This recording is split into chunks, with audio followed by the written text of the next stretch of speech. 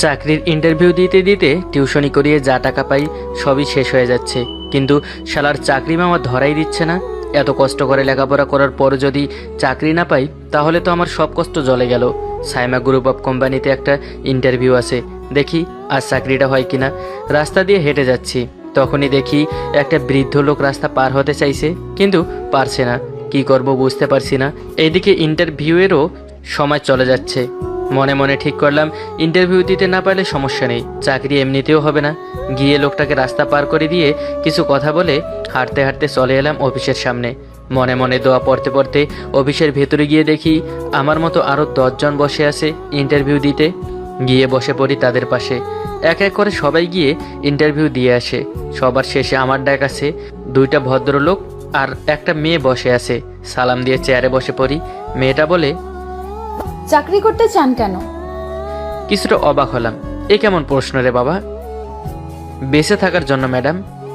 ঠিক বুঝলাম না আপনার কথা।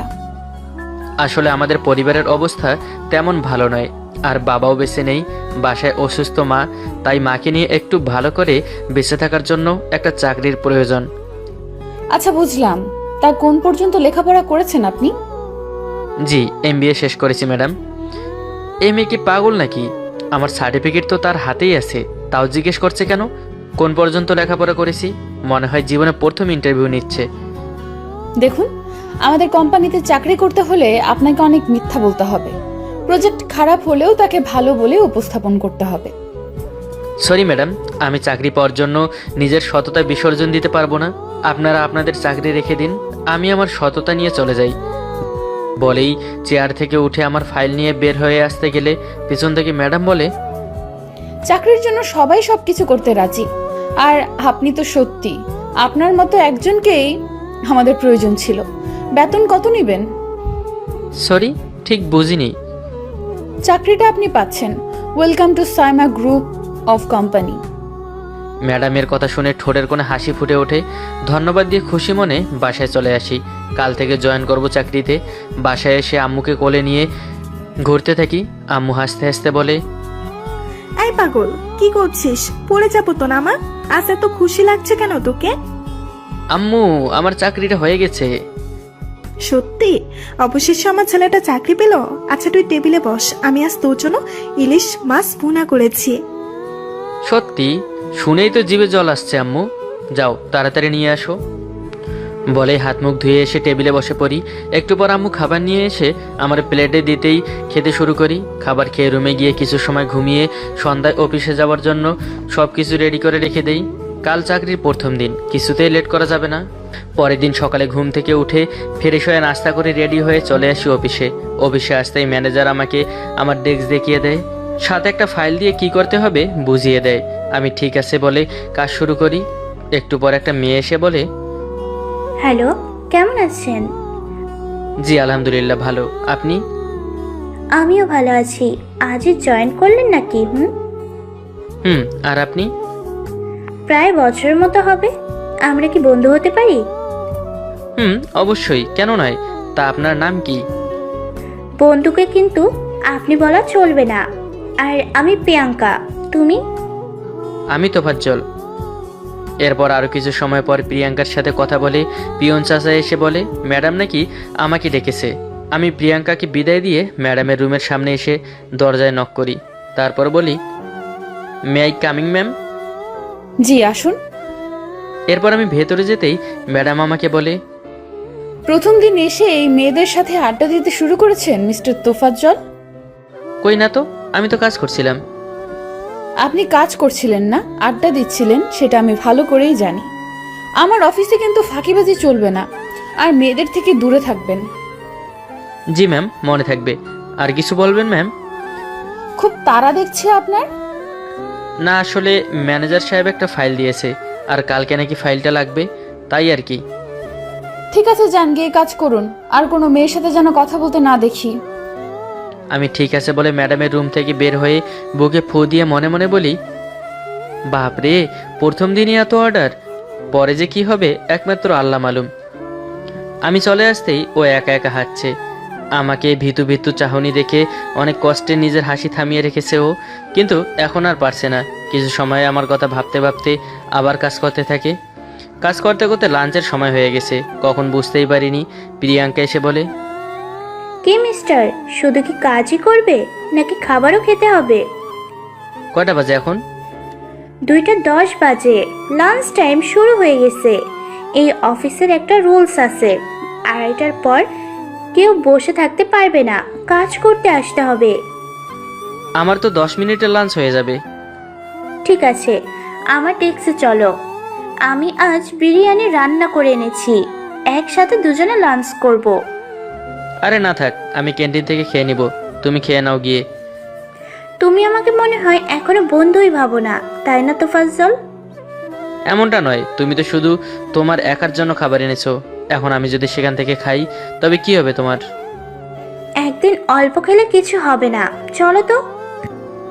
আর কি, এক প্রকার জোর করেই প্রিয়াঙ্কা আমাকে ওর সাথে শেয়ার করে নিয়ে যায়। এরপর দুজনে একসাথে লাঞ্চ শেষ করে আমি বলি, তুমি কিন্তু খুব ভালো রান্না করো, তোমার হাজবেন্ড তো অল্প দিনেই মোটা হয়ে যাবে। তাই? সত্যি ভালো হয়েছে নাকি এমনই বলছো? শোনো মিস, আমি মিথ্যা বলি না বুঝলে। আচ্ছা এখন যাই, আর 3 মিনিট আছে লাঞ্চ টাইম শেষ হতে। আর হ্যাঁ, থ্যাঙ্কস ফর দ্য লাঞ্চ। প্রিয়াঙ্কাকে মিষ্টি হাসি দিয়ে আমার দিকে তাকিয়ে আমি প্রিয়াঙ্কার ডেস্ক থেকে বের হতেই দেখি ম্যাডাম সামনে দাঁড়িয়ে আছে, চোখ দুটো লাল হয়ে আছে। ম্যাডামের থ্রেট মনে হতেই ভয়ে গলা শুকিয়ে এলো। ভয়ে ভয়ে বলি, ম্যাডাম আপনি এখানে? আপনি এখানে এতক্ষণ কি করছিলেন? জি, লাঞ্চ করতে এসেছিলাম ম্যাডাম। এইটা কি ক্যান্টিন যে আপনি এখানে লাঞ্চ করতে এসেছেন? আজ সকালে আমি আপনাকে কি বলেছিলাম ভুলে গেছেন?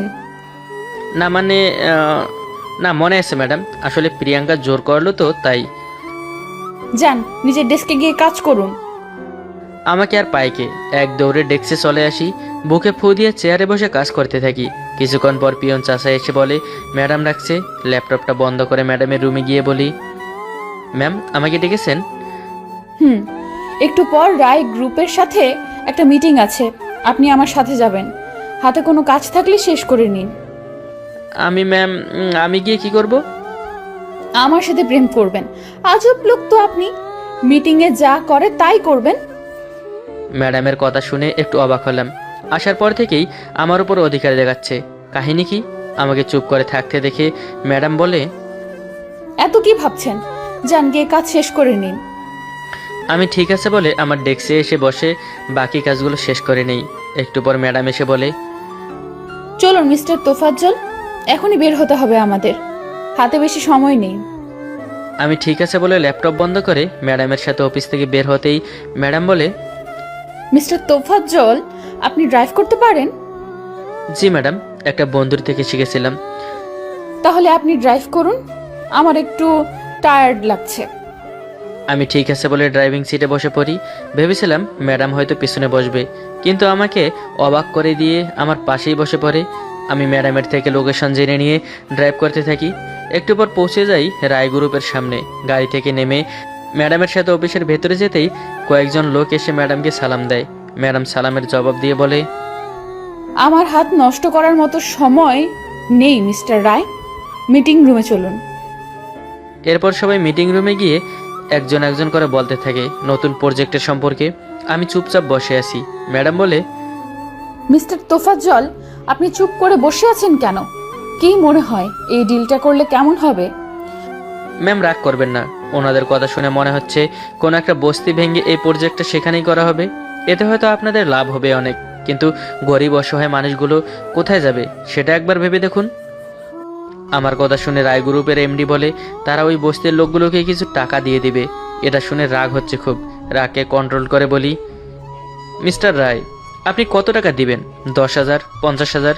ওই বস্তিতে কম করে হলেও 30 অথবা 40টা ঘর আছে।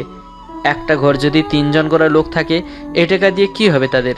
আপনার বিজনেসম্যান, সবসময় আপনাদের লাভটা দেখেন। একটা ভুল নয়, বাট আপনাদের লাভ খুঁজতে গিয়ে অন্য কারো ক্ষতি হয়ে যায়। এটা কখনো একজন সৎ আর ভালো বিজনেসম্যানের কাজ নয়। সরি ম্যাম, যদি ভুল কিছু বলে থাকি মাফ করবেন। এরপর আপনাদের যা ভালো মনে হয় তাই করতে পারেন। বলেই তোফাজ্জল বের হয়ে যায় মিটিং রুম থেকে। তোফাজ্জলের চিন্তা ভাবনা দেখে আমার মনে ওর জন্য রেসপেক্ট আরো বেড়ে গেছে। আমি মিস্টার রায়কে বলি, এই প্রজেক্টটা হবে না মিস্টার রায়, অন্য কোথাও দেখুন যেখানে কারো কোনো ক্ষতি হবে না। মিটিং ওভার নাও। আমি মিটিং রুম থেকে বের হয়ে গাড়িতে এসে বসে আছি আর ভাবছি, এরা কেমন লোক, নিজেদের স্বার্থের জন্য গরিব মানুষগুলো আশ্রয় কেড়ে নিতে চায়। বড় লোকরা বুঝি এমনই হয়। আরও অনেক কথা ভাবছি, তখনই গাড়ির দরজা খুলে ম্যাডাম বসে বলে, চলুন মিস্টার তোফাজ্জল, যাওয়া যাক। আমি কিছু না বলে চুপচাপ ড্রাইভ করতে থাকি। আমাকে চুপ করে থাকতে দেখে ম্যাডাম বলে, কি হলো, এমন চুপচাপ আছেন কেন, কি হয়েছে? তেমন কিছু না ম্যাম। আর সরি ম্যাম, আমার জন্য আপনাকে সবার কাছে অপমানিত হতে হলো। আপনার জন্য আজ আমার সম্মান আরো বেড়ে গেছে মিস্টার তোফাজ্জল। সবাই আপনার চিন্তা ভাবনা দেখে মুগ্ধ। সবাই এই প্রজেক্টটা ওখানে করবে না বলেছে। আপনার মনটা সত্যি অনেক ভালো। যে আপনার বউ হবে সে খুব লাগি হবে। আমি কেমন তা তো জানি না ম্যাডাম, তবে গরিবের কষ্ট কেমন হয় তা আমি জানি। আমি নিজেও তাদের মতোই। আমাদের গাড়ি বাড়ি চাওয়ার নেই, শুধু একটু ভালো করে বাসার ইচ্ছে। কোনো নদীর দিকে চলুন। এই অফিস মিটিং নিয়ে থাকতে থাকতে মাথা হ্যাং হয়ে আছে, একটু মাইন্ড ফ্রেশ করতে হবে। আমি ম্যাডামের কথা মতো একটা নদীর পাড়ে এসে গাড়ি পার্ক করি। ম্যাডাম গাড়ি থেকে নেমে নদীর পাড়ে গিয়ে দুহাত ছাড়িয়ে চোখ বন্ধ করে দাঁড়িয়ে আছে। আমি গাড়ির সাথে হেলান দিয়ে হাত ভাঁজ করে ম্যাডামের দিকে তাকিয়ে আছি। কিছুক্ষণ পর ম্যাডাম বলে, ওখানে দাঁড়িয়ে আছেন কেন, এখানে আসুন। আমি এখানেই ঠিক আছি ম্যাম। আসুন তো এখানে। আমি ম্যাডামের কাছে যেতে ম্যাডাম আমার হাত ধরে বসিয়ে দিয়ে সেও বসে পড়ে আমার পাশে। ম্যাডাম কিছু বলতে যাবে, তখনই আমার মোবাইলটা বেজে ওঠে। মোবাইলটা বের করে দেখে আম্মু কল করেছে। হ্যাঁ আম্মু, বলো। বাবা, কোথায় তুই? সন্ধ্যা হয়ে গেছে, এখনো বাসায় আসলি না কেন? আমার চিন্তা হচ্ছে তো। আমি একটু ম্যামের সাথে বাইরে এসেছি আম্মু। চিন্তা করো না, তোমার কিছু লাগবে? আমার প্রেশারের ওষুধটা শেষ হয়ে গেছে, তোর কাছে টাকা আছে? ঠিক আছে আম্মু, আমি আসার সময় তোমার ওষুধ নিয়ে আসবো। একটু পরে আমি আসছি, চিন্তা করো না। ঠিক আছে, সাবধানে রাস্তা দেখে পার হবি। আমি ঠিক আছে বলে কল কেটে দিয়ে দেখি ম্যাডাম আমার দিকে তাকিয়ে আছে। আমার আম্মু ম্যাম, বাসায় ফিরতে লেট হচ্ছে তো তাই চিন্তা করছে। তুমি কত লাকি, তোমার আম্মু তোমার জন্য চিন্তা করে। এমন ভাগ্য সবার হয় না। কেন, আপনার আম্মু আপনার জন্য চিন্তা করে না? আমার আম্মুকে আমি কখনো দেখিনি, আর আব্বু সবসময় নিজেকে নিয়েই ব্যস্ত। বলেই ম্যাডাম কান্না করে দেয়। আমার মনটাও খারাপ হয়ে যায় ম্যাডামের কথা শুনে। অফিসের রাগী ম্যাডামকে কান্না করতে দেখে কিছুটা অবাক হলাম। এত কষ্টে মনে রেখে কি সুন্দর সবার সাথে হাসি মুখে কথা বলে। হুট করেই ম্যাডাম কান্না করতে করতে আমাকে জড়িয়ে ধরে। আমার শরীর মুহূর্তেই শীতল হয়ে যায়, মনে হচ্ছে কেউ যেন বরফ এনে আমার উপরে ঢেলে দিয়েছে। ম্যাডাম কান্না করতে করতে বলে, আমি কখনো কারো ভালোবাসা পাইনি। আব্বু ছোট থেকে কোনো কিছুর অভাব রাখেনি, চাওয়ার আগেই হাতের কাছে এনে দিয়েছে। কিন্তু একটু ভালোবাসার জন্য চাতক পাখির মতো আব্বুর দিকে তাকিয়ে থাকতাম। আব্বু কখনো সেটা বুঝতেই চাইতো না। কেমন হয় তোফাজ্জল, বলো তো? আমি কি বলবো বুঝতে পারছি না, শরীর যেন অবশ হয়ে যাচ্ছে। এর আগে কখনো কোনো মেয়ের এতটা কাছে আমি যাইনি। ম্যাডামের গরম নিঃশ্বাস আমার বুকে পড়ছে। হঠাৎ করেই মুষলধারে বৃষ্টি শুরু হয়। ম্যাম গাড়িতে চলুন, বৃষ্টি শুরু হয়ে গেছে, পরে অসুস্থ হয়ে যাবেন। ম্যাডাম আমাকে ছেড়ে দিয়ে বলে, কিছু হবে না, আজ বৃষ্টিতে ভিজবো, তুমি ভিজবে আমার সাথে, প্লিজ। ম্যাডামের মায়াবী চাহনি আর এমন অনুরোধ আমি ফেলতে পারিনি। ঠিক আছে বলে দুজনে দাঁড়িয়ে বৃষ্টিতে ভিজতে থাকি। ম্যাডাম চোখ বন্ধ করে দুহাত দুদিকে সরিয়ে চোখ বন্ধ করে বৃষ্টির প্রতিটি ফোঁটার স্পর্শ অনুভব করছে। সাদা ড্রেস পরতে বৃষ্টির পানিতে ম্যাডামের শরীর বেশ কিছু অংশ ভেসে উঠেছে। আশেপাশে তাকিয়ে দেখি কিছু লোক ম্যাডামের দিকে লালসার দৃষ্টিতে তাকিয়ে আছে। তাই ব্লেজারটা খুলে ম্যাডামকে বলি, ম্যাম এটা পরে নিন, সবাই আপনার দিকে কেমন করে তাকিয়ে আছে। ম্যাডাম নিজের দিকে তাকিয়ে লজ্জা পেয়ে মাথা নামিয়ে শান্ত কণ্ঠে বলল, তুমি পরিয়ে দাও। আমি কিছু না ভেবে ম্যাডামকে ব্লেজার পরিয়ে দেই। ম্যাডাম আমার দিকে তাকিয়ে মুচকি হাসে। আরও বেশ কিছু সময় বৃষ্টিতে ভিজে দুজনে এসে গাড়িতে উঠে আমি ড্রাইভ করে একটা ওষুধের ফার্মেসিতে এসে আমুর প্রেশারের ওষুধ নিয়ে ম্যাডামকে বলি, আমি আপনাকে বাসায় পৌঁছে দিয়ে তারপর বাসায় যাব ম্যাডাম। আমাকে আজ তোমার বাসায় নিয়ে যাবে তোফাজ্জল? আমার বাসায় আপনি 1 সেকেন্ডও থাকতে পারবেন না ম্যাম। আপনাদের মতো এত বড় বাসা আমাদের নয়, ছোট্ট একটা ঘর আমাদের। সেখানে মা আছে তো? আমি তোমার মায়ের সাথে দেখা করব। প্লিজ আমাকে নিয়ে চলো তোমার বাসায়। আমি ঠিক আছে বলে গাড়ি ড্রাইভ করতে থাকি। একটু পর বাসার সামনে এসে গাড়ি থামিয়ে ম্যাডামকে নিয়ে গাড়ি থেকে নেমে বাসার সামনে গিয়ে দরজায় নক করতেই আম্মু দরজা খুলে দেয়। আমার সাথে ম্যাডামকে দেখে বলে, উনি কে তোফাজ্জল? আমার অফিসের ম্যাম আম্মু, তোমাকে দেখতে চেয়েছে তাই নিয়ে আসলাম। আগে তোমার একটা শাড়ি ম্যামকে দাও, বৃষ্টিতে ভিজেছে, এই অবস্থায় থাকলে ঠান্ডা লেগে যাবে। আচ্ছা, তুই রুমে গিয়ে চেঞ্জ করে নে। আর ম্যাডাম, আপনি আসুন আমার সাথে। আমি আপনার মেয়ের মতো আন্টি, আমাকে নাম ধরে ডাকলে খুশি হব। আচ্ছা তাই হবে, এখন এসে চেঞ্জ করে নাও।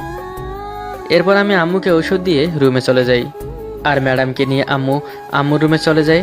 একটু পর চেঞ্জ করে ড্রয়িং রুমে এসে বসে আছি। আম্মু এসে আমাকে বলে, মেয়েটা খুব সুন্দর, তোর সাথে কিছু আছে নাকি? আমার সাথে কি থাকবে আম্মু? না মানে, তুই ভালোবাসিস নাকি? আমার খুব পছন্দ হয়েছে। আম্মু পাগল হয়ে গেছো? উনি আমার অফিসের বস, কোথায় উনি আর কোথায় আমি? ওনার বাসার কাজের লোক হবার যোগ্যতাও আমার নেই, আর তুমি বলছো হা হা হা।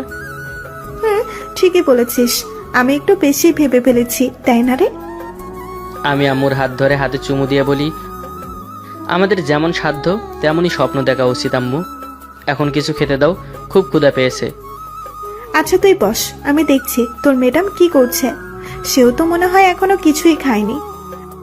রুম থেকে বের হতেই তোফাজ্জল আর আন্টির কথাগুলো শুনি। আন্টির কথা শুনে মনের কোণে স্বপ্নগুলো বাসা বাঁধতে শুরু করে, কিন্তু এই বোকাটা বোঝে না। আম্মু ম্যাডামকে ডাকতে গেলে দেখে রুমের বাইরে দাঁড়িয়ে আছে। আরে মা, এসো খাবার খাবে। ম্যাডাম এসে চেয়ার টেনে আমার পাশে বসে পড়ে। আম্মু খাবার দিলে খাবার খেয়ে নিয়ে তিনজনে কিছু সময় গল্প করে আমি ম্যাডামকে তার বাসায় দিয়ে আসি। ম্যাডাম বলে, তোমাকে অসংখ্য ধন্যবাদ তোফাজ্জল, আজকের দিনটা আমার জীবনের সবচেয়ে বেস্ট ছিল। এতটা আনন্দে আমি কখনো একটা দিনও কাটাইনি। আপনার যখন ইচ্ছে হবে আপনি আমার বাসায় আম্মুর কাছে যেতে পারেন ম্যাম। আচ্ছা আমি এখন আসি, রাত হয়ে গেছে অনেক। 1 মিনিট, আমি ড্রাইভার আঙ্কেলকে বলছি তোমায় বাসায় দিয়ে আসবে। লাগবে না ম্যাডাম, আমি চলে যেতে পারবো। এত রাতে একা যেতে হবে না, আর একটু আগে বৃষ্টি থেমেছে, এখন গাড়িও পাবে না। ম্যাডাম এক প্রকার জোর করে ড্রাইভার চাচার সাথে পাঠায়।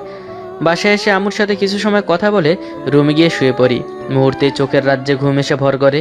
পরের দিন সকালে ঘুম থেকে উঠে ফ্রেশ হয়ে নাস্তা করে আম্মুর কপালে চুমু দিয়ে চলে আসি অফিসে। মাত্র ডেস্কে বসতে যাব, তখনই প্রিয়াঙ্কা এসে বলে, কাল কোথায় চলে গেলে, দেখলাম না তোমায়। ম্যামের সাথে মিটিংয়ে গিয়েছিলাম, সেখান থেকে বাসায় চলে গেছি। ও আচ্ছা, তা আজ বিকেলে একটু সময় হবে তোমার? কেন, কোথাও যাবে নাকি? কফি খেতে যাব তোমাকে নিয়ে, যদি তোমার কোনো সমস্যা না থাকে। না, সমস্যা থাকবে কেন? ঠিক আছে, অফিস টাইম শেষ হলে যাব। এখন কাজ করি, তুমিও গিয়ে কাজ করো। ম্যাম যদি দেখে আমরা আড্ডা দিচ্ছি তাহলে দুজনকে চাকরি থেকে আউট করে দিচ্ছে। প্রিয়াঙ্কা হাসতে হাসতে চলে যায়। আমি কাজে মন দেই। একটু পর পিয়ন চাচা এসে জানায় ম্যাডাম নাকি আর্জেন্ট আমাকে ডেকেছে।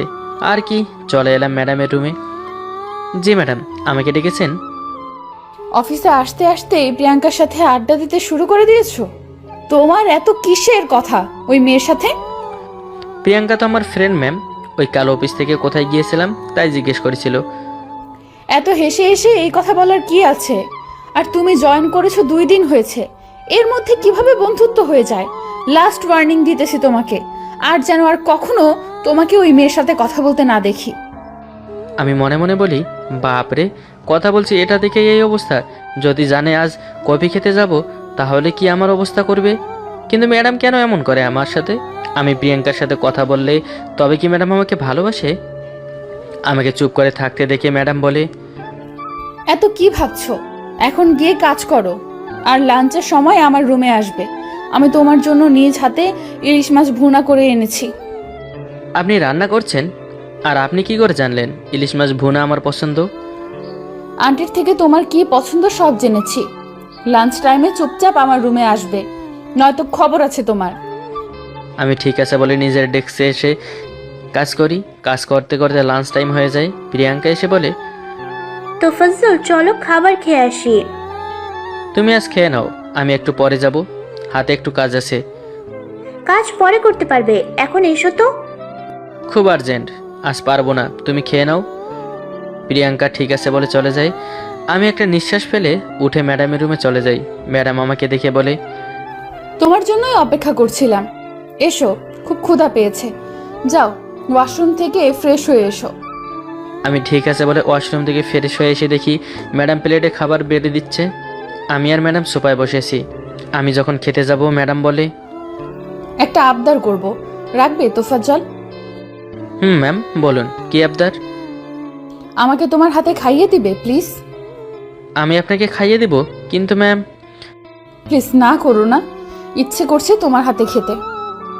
আমি ঠিক আছে বলে ম্যাডামকে খাইয়ে দিতে থাকি আর নিজেও খাচ্ছি। খাওয়া শেষ হলে ম্যাম তার শাড়ির আঁচল দিয়ে আমার মুখ মুছতে গেলে আমি বলি, আরে কি করছেন ম্যাম, আপনার দামি শাড়ি নষ্ট হয়ে যাবে। তোমার থেকে কোনো কিছুই দামি না। এখন দেখি, আমাকে আমার কাজ করতে দাও তো। বলি শাড়ির আঁচল দিয়ে আমার মুখে মুছে দেয়। এরপর আমি আমার ডেস্কে গিয়ে কাজ করতে থাকি। এভাবেই অফিস, বাসা আর প্রিয়াঙ্কার সাথে গল্প করা। ম্যাডামের শাসনে দেখতে দেখতে কেটে যায় 2 মাসের মতো। আজ শুক্রবার, তাই অফিস বন্ধ।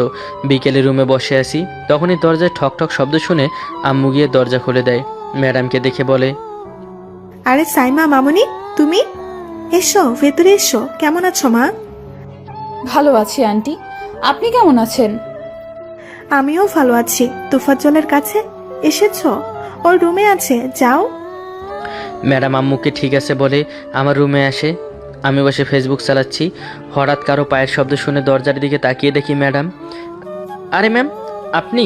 আসুন আসুন, বসুন। তোমাকে খুব দেখতে ইচ্ছে করছিল, তাই চলে এলাম। তোমার সমস্যা হয়নি তো? আরে না ম্যাম, সমস্যা হবে কেন? তা কি মনে করে হঠাৎ? তেমন কোনো কারণ নেই, তোমাকে নিয়ে ঘুরতে যেতে ইচ্ছে হলো, আর তোমাকে কিছু বলার আছে। বলুন, কি বলবেন ম্যাম? এখানে না, তুমি রেডি হয়ে বাইরে এসো, আমি আন্টির সাথে গল্প করছি। ঠিক আছে ম্যাম, আমি এক্ষুনি আসছি। ম্যাডাম চলে যেতেই আমি চেঞ্জ করে বাইরে এসে দেখি ম্যাডাম আম্মুর সাথে হেসে হেসে কথা বলছে। ম্যাডামকে হাসলে খুব সুন্দর লাগে। আমি এসে ম্যাডামকে বলি, চলুন ম্যাম, আমি রেডি। এখন আসি আন্টি, আবার পরে আসবো। আচ্ছা মা, তোমার যখন ইচ্ছে হবে চলে এসো মা আমার কাছে। আন্টি, আসতে তো হবেই। এখানে আসলে যে নিজের সুখগুলো খুঁজে পাই। এরপর ম্যাডামকে নিয়ে বাসা থেকে বের হয়ে গাড়ি ড্রাইভ করে চলে আসি নদীর পাড়ে। গাড়ি একপাশে পার্ক করে দুজনে বসে আসি। কিছু সময় দুজনের মাঝেই নীরবতা ভেঙে আমি বলি, ম্যাম কি যেন বলবেন বলেছিলেন, কিন্তু আপনি তো কিছুই বলছেন না। আগে বলো, আমার কথা তুমি রাখবে, আমাকে ফিরিয়ে দেবে না? কি এমন কথা ম্যাম? বলবো, তুমি বলো আমাকে ফিরিয়ে দেবে না? ঠিক আছে, যদি আমার সাধ্যের মধ্যে থাকে অবশ্যই আপনাকে দিব। আমি মন খুলে হাসতে চাই, প্রাণ ভরে নিঃশ্বাস নিতে চাই, একটু ভালোবাসা পেতে চাই, নিজেকে নতুন করে সাজাতে চাই, আর তার জন্য তোমার একটু ভালোবাসা চাই। কি বলছেন আপনি ম্যাম? আমি আর আপনাকে ভালোবাসবো? এটা কি করে সম্ভব? এটা হয় না ম্যাম। তোমার মনে আছে কিনা জানি না, তুমি যেদিন আমাদের অফিসে ইন্টারভিউ দিতে আসো, সেদিন একটা বৃদ্ধ লোককে তুমি রাস্তা পার করিয়ে দিয়েছিলে। সেখানে অনেক মানুষ ছিল, অনেকের কাছে বৃদ্ধ লোকটা সাহায্য চেয়েছে, কিন্তু কেউ করেনি, আর তুমি নিজে থেকে গিয়ে লোকটাকে সাহায্য করেছো। আমি সেদিন সেখানে তোমাকে প্রথম দেখি। এরপর তোমার আমাদের অফিসে চাকরি করা, ধীরে ধীরে তোমার প্রতি ভালো লাগাগুলো ভালোবাসায় রূপ নেয়। তোমাকে নিয়ে নতুন করে বাঁচার স্বপ্ন দেখেছি। প্লিজ আমাকে ফিরিয়ে দিও না, তাহলে আমি আবার একা হয়ে যাব। কিন্তু ম্যাম, আমি আপনার অফিসের সামান্য একজন কর্মচারী। আমার সাথে আপনার কখনোই যায় না। এটা কেউ ভালো চোখে দেখবে না। সবাই বলবে আমি আপনার প্রপার্টি দেখে আপনাকে আমার প্রেমের জালে ফাঁসিয়েছি। কে কি বললো তাতে আমার কিছুই যায় আসে না তোফাজ্জল। আমি তোমাকে ভালোবাসি, এটাই সবচেয়ে বড় কথা। এখন তুমি বলো, তুমি কি চাও? আমি আবার নতুন করে বাঁচি না, আগের মতো কষ্টগুলো বুকে নিয়ে থাকি। আমি চাই আপনি সবসময় হাসি খুশি থাকুন, কিন্তু আমি এটা পারবো না ম্যাম। আপনার সাথে কিছুতেই আমার যায় না। তুমি আমাকে ভালোবাসবে না, তাই তো? ঠিক আছে, আমিও আর বাঁচতে চাই না কষ্টগুলো নিয়ে। বলেই ম্যাডাম নদীতে ঝাঁপ দেয়। আমি সময় নষ্ট না করে সাথে সাথে ঝাঁপিয়ে পড়ি। ম্যাডামকে নদীর কিনারে তুলে ঠাস করে একটা থাপ্পড় দিয়ে বলি, পাগল হয়ে গেছেন আপনি? কি করছিলেন এটা? কিছু হয়ে গেলে কি হতো? কেন বাঁচালে আমায়? আমি মরে গেলেই তো ভালো হতো। তোমার কি আসে যায় আমি মরে গেলে? আসে যায় আমার, কারণ আমিও আপনাকে বলেই থেমে যাই। ম্যাডাম আমার দুগালে হাত রেখে বলে, বলো, কারণ তুমিও আমাকে কি বলো না তোফাজ্জল। কারণ আমিও তোমাকে ভালোবাসি সাইমা। আমিও কখন কিভাবে তোমাকে ভালোবেসে ফেলেছি আমি নিজেও জানি না। সাইমা আমাকে শক্ত করে জড়িয়ে ধরে কান্না করে দেয়। আমিও শক্ত করে আমার বুকে আঁকড়ে ধরি সাইমাকে। কিছু সময় দুজনকে শক্ত করে জড়িয়ে ধরে থাকি। একটু পর সাইমা আমাকে ছেড়ে দিয়ে আমার কপালে গালে ঠোঁটে নিজের ঠোঁট ছোঁয়ায়। আরও কিছু সময় দুজনকে জড়িয়ে ধরে থেকে একটু পর দুজনে গাড়িতে উঠে আমি সাইমাকে ওর বাসায় দিয়ে বাসায় চলে আসি। আম্মু আমাকে ভেজা দেখে বলে, কি রে, তোর এই অবস্থা কেন? এরপর আমি আম্মুকে সব বলি। সব শুনে আম্মু বলে, তাহলে তোরা একে অপরকে ভালোবাসিস? যাক, আমার ইচ্ছেটা তাহলে পূরণ হবে। আম্মু, আচ্ছা আমি এখন গিয়ে চেঞ্জ করে আসি। বলেই রুমে এসে চেঞ্জ করে আম্মুকে বলি, আম্মু বাসায় কফির পাউডার আছে? আছে, তুই বস, আমি এক্ষুনি বানিয়ে আনছি। আমি ঠিক আছে বলে টিভি অন করি। টিভিতে সালমান শাহের চাওয়া থেকে পাওয়া ছবিটা হচ্ছে। দেখছি ছবিটা। আম্মু এসে কফি দিয়ে রুমে চলে যায়। আমি কফি খাচ্ছি আর ছবি দেখছি। হঠাৎ মোবাইলটা বেজে ওঠে। মোবাইল হাতে নিয়ে দেখি সাইমার কল। রিসিভ করে বলি, সাইমা বলো। কি করছো? আন্টি কোথায়? আম্মু রুমে। আমি টিভিতে মুভি দেখি। তুমি কি করছো? বসে আছি রুমে। কাল একটু তাড়াতাড়ি অফিসে আসতে পারবে? কোনো কাজ আছে নাকি? না, তোমাকে দেখতে ইচ্ছে করছে এখন খুব, কিন্তু রাত হয়ে গেছে, তাই চাইলেও তো হচ্ছে না এখন। তাই কাল একটু তাড়াতাড়ি এসো। আচ্ছা আসবো, তবে তুমি চাইলে এখনই আসতে পারি। তাহলে চলে এসো। আরও টুকটাক কথা বলে কল রেখে দিয়ে রুমে গিয়ে একটা ফাইল নিয়ে রুম থেকে বের হতে গেলে আবার মোবাইলটা বেজে ওঠে। প্রিয়াঙ্কা কল করেছে। হ্যাঁ প্রিয়াঙ্কা বলো, কেমন আছো, কি করছো? ভালো আছি, বসে আছি। তুমি কি করো? একটু বাইরে যাব, কাজ আছে তো তাই। এত রাতে কিসের কাজ বাইরে? ওই একটু জরুরি কাজ পড়ে গেছে, কাল অফিসে কথা হবে, রাখি। আচ্ছা, তবে কাল একটু তাড়াতাড়ি এসো, তোমার সাথে কিছু কথা আছে। আমি ঠিক আছে বলে কল রেখে ভাবছি কি ব্যাপার, দুজনেই তাড়াতাড়ি যেতে বলছে। সাইমা আমাকে ভালোবাসে তাই যেতে বলছে, কিন্তু প্রিয়াঙ্কা কেন বলল? আবার প্রিয়াঙ্কাও আমায় ভালোবাসে না তো? তাহলে তো দুই বধূ এক স্বামী হয়ে যাবে। ওরে বাপরে, সাইমা যদি এই কথা শুনে আমাকে কাঁচা চিবিয়ে খেয়ে ফেলবে। এসব ভাবতে ভাবতে বাসা থেকে বের হয়ে একটা রিক্সা নিয়ে চলে আসি। সাইমার বাসার সামনে দারোয়ান চাচা আমাকে আগে থেকেই চিনে, তাই ভেতরে যেতে সমস্যা হয়নি। বাসার ভেতরে যেতে সাইমার আব্বু জানতে চায় আমি কে, কেন এসেছি, কী চাই। জি স্যার, আমি সাইমা ম্যামের অফিসে চাকরি করি, আর এই ফাইলটা দিতে এসেছি ম্যামকে। ম্যামের নাকি কাল সকালেই লাগবে, তাই। রুমে শুয়ে শুয়ে মোবাইলে তোফাজ্জলের ছবি দেখছিলাম, তখনই কেউ দরজায় নক করে। দরজা খুলে আমি তো হা করে তাকিয়ে আছি তোফাজ্জলকে দেখে। ভেতরে যেতে বলবে না আমায়? তুমি এখন এইখানে কি করে আসলে? আমার হবু বউ আমাকে দেখতে চেয়েছে, আমি কি করে না এসে পারি বলো? নিচে তো মনে হয় আব্বু বসে আছে, কিছু বলেনি? আমি বলেছি এই ফাইলটা তোমার কাল কি লাগবে, তাই দিতে এসেছি। এরপর সাইমা আমাকে ওর রুমে নিয়ে শক্ত করে জড়িয়ে ধরে। আমিও একটা হাসি দিয়ে সাইমাকে জড়িয়ে ধরি। কিছু সময় দুজনে বসে কথা বলে আমি সাইমার গালে চুমু দিয়ে বাসায় চলে আসি। তোফাজ্জল চলে যেতেই আমি ভাবছি, পাগলটাকে একবার বলেছি দেখতে ইচ্ছে করছে, এত রাতেও সত্যিই চলে এসেছে। আমি ঠিক মানুষকেই ভালোবেসেছি। সারা জীবন তোমাকে আমার ভালোবাসায় বেঁধে রাখবো আমি। বাসায় এসে ঘুমিয়ে পড়ি। পরের দিন সকালে অফিসে যেতেই প্রিয়াঙ্কা আমার কাছে এসে হাত ধরে অফিসের পেছনে নিয়ে যায়। আরে কি করছো, এখানে আনলে কেন? তোমাকে কিছু বলার আছে আমার তোফাজ্জল। অফিসেই তো বলতে পারতে, এখানে আনার কি দরকার, প্রয়োজন ছিল? অফিসে কথা বলা যাবে না, তাই এখানে নিয়ে আসলাম। ঠিক আছে, এখন বলো কি বলবে। আমি তোমাকে প্রথম যেদিন অফিসে দেখি সেদিনই ভালোবেসে ফেলি। অনেকবার বলতে চেয়েও পারিনি, তবে আর লুকিয়ে রাখতে পারছি না। I love you Tofazzal. বলেই আমাকে জড়িয়ে ধরে প্রিয়াঙ্কা। আমি প্রিয়াঙ্কাকে ছাড়িয়ে বলি, দেখো প্রিয়াঙ্কা, আমি তোমাকে কখনো বন্ধু ছাড়া অন্য কিছুই ভাবিনি, আর ভাবতেও পারবো না। আমি অন্য একজনকে ভালোবাসি, আর সেও আমাকে খুব ভালোবাসে। আমি বন্ধু হয়ে তোমার পাশে সবসময় থাকবো, কিন্তু আমি তোমাকে ভালোবাসতে পারবো না। প্লিজ আমাকে এই নিয়ে আর কিছু বলো না। সেই লাকি মেয়েটা কি জানতে পারি? সময় হলেই জানতে পারবে, এখন বলতে পারবো না। বলেই আমি সেখান থেকে চলে আসি। অফিসের ভেতরে আসতেই সাইমা আমার হাত ধরে টেনে ওর রুমে নিয়ে দরজা বন্ধ করে দেয়। আমাকে শক্ত করে জড়িয়ে ধরে বলে, আই লাভ ইউ। আমি আজ আরো বেশি বুঝতে পেরেছি তুমি আমাকে কতটা ভালোবাসো। আরে কি বলছো, সব মাথার ওপর দিয়ে যাচ্ছে, বুঝিয়ে বলো। তোমার আর প্রিয়াঙ্কার কথা আমি সব শুনেছি, এই জন্যই তোমাকে বলেছি ওই মেয়ের সাথে বেশি কথা বলো না। আমি কি আর জানতাম আমার অফিসের বস আমাকে ভালোবাসে আর প্রিয়াঙ্কা আমার বন্ধুত্বকে ভালোবাসা ভেবে নিবে। আমার হবু বরটা এত কিউট যে কোনো মেয়ে তাকে ভালোবাসতে চাইবে, বাট তুমি শুধু আমার। আমি আর কোনো রিস্ক নিতে চাই না। আজই আব্বুকে বলি কিছুদিনের মধ্যে তোমার ঘরের বউ হয়ে তোমার কাছে চলে যাব। তোমার আব্বু যদি না মানে আমাদের সম্পর্ক? তাতে আমার কিছু যায় আসে না। আমি সব কিছু ছাড়তে পারবো, তোমাকে ছাড়তে পারবো না। আমার আধার শেষে নতুন সকালের আলো তুমি, আমার কষ্টের পরে সুখের পরশ তুমি, আমার নতুন করে বাঁচার আশা তুমি। তাই আমি তোমাকে হারাতে পারবো না। আমার মনে যে তোমাকে নিয়ে কত স্বপ্ন বুনে ফেলেছে। তোমার বাইরে এখন আমার কোনো স্বপ্ন নেই, তোমার বাইরে এখন আর কোনো ইচ্ছাও নেই। তোমাকে ছাড়া আমার জীবনে আর কোনো প্রথম দ্বিতীয় তৃতীয় নেই। তোমার বাইরে শেষ বলা কথা আমার কোনো কিছু নেই, নেই গান কবিতা তেমন কোনো কথাও। এখন আমার তোমার বাইরে আমার এখন আমি নেই। বলে আরো শক্ত করে জড়িয়ে ধরি সাইমাকে।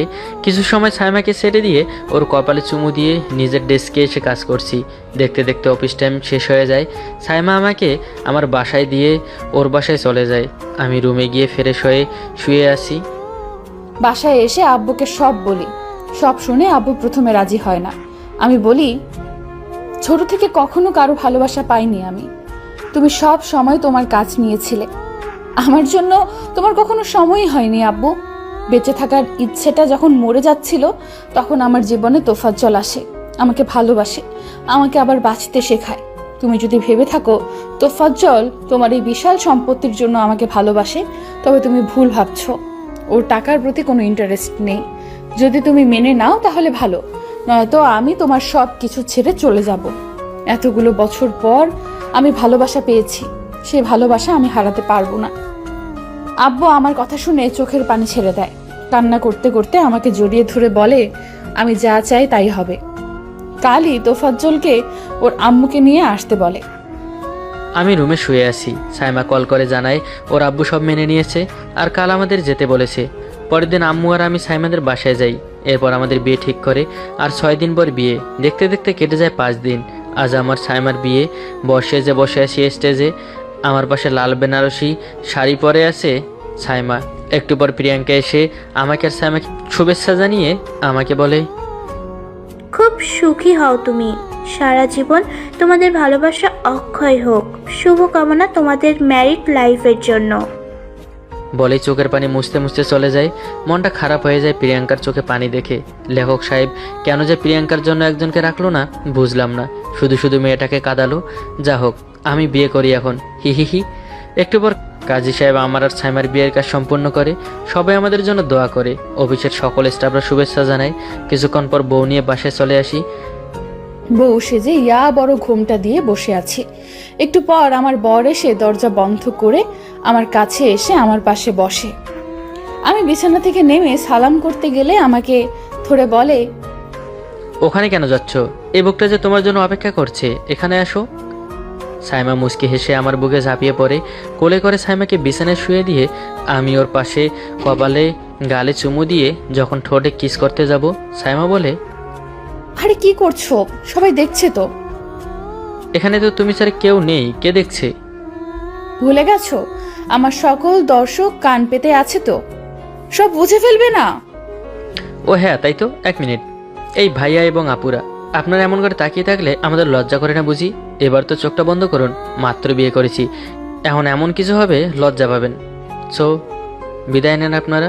Thank you, tata, bye by.